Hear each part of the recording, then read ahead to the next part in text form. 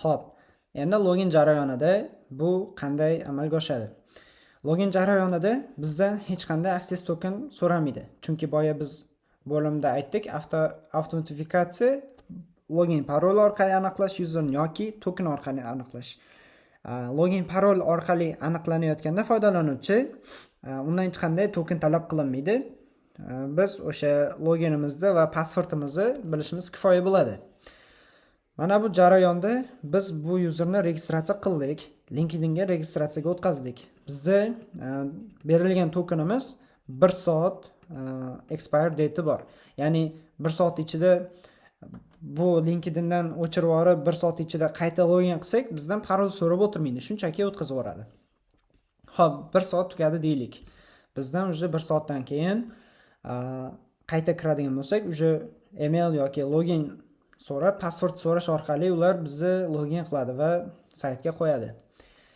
Login qilish jarayonida bizda login qilib kirganimizda, masalan, login qilib kirsak, access tokenimiz yangilanadi va expire date ham yangilanadi.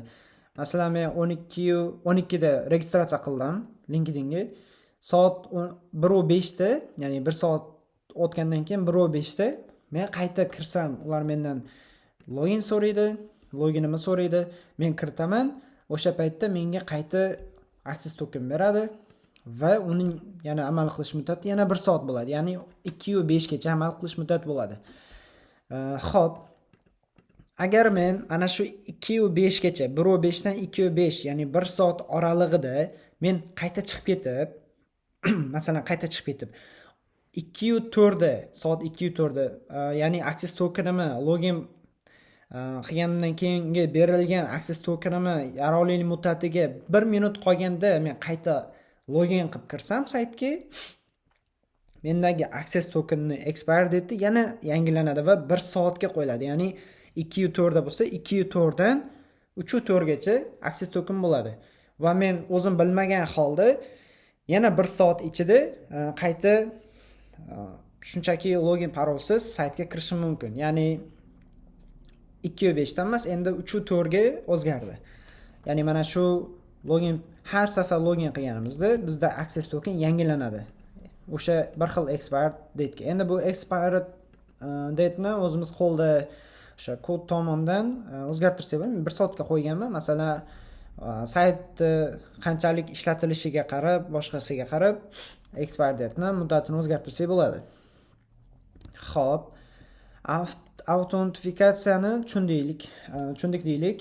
Endi bizda avtorizatsiya bor. Autentifikatsiyadan olayotgan user, mana shu saytga tashrif buyurgan user qanday rolda? Bilamizki, bizda turli rollar bor. Masalan, biror bir saytni foydalanuvchilar faqat ko'ra oladigan qismi bu, masalan, oddiy employee yoki oddiy user akkauntlar bo'ladi. Ana shu user akkauntlarni ham boshqara olish, bu masalan admin bo'ladi userda. Telegramlarda ham oddiy admin bor, super adminlar bor.